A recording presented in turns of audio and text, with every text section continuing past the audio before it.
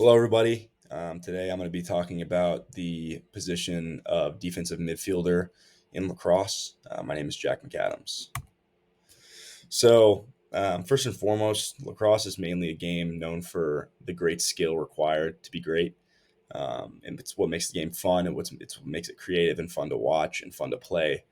But at the end of the day, to me, the thing that makes lacrosse what it is the toughness and the grit required to play.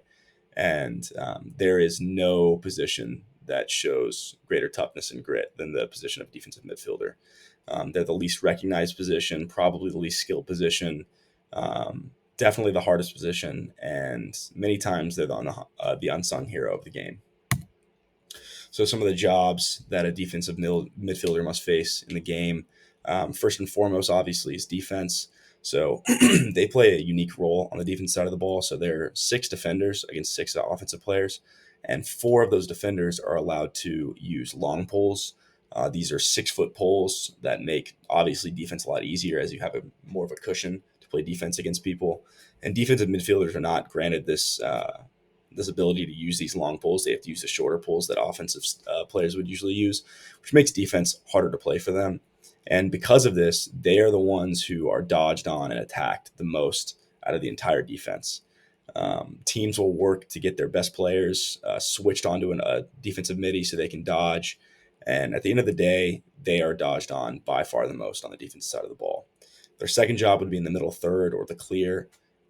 This is when you get a turnover or a ball is saved, and you got to push the ball from your defensive side to your offensive side.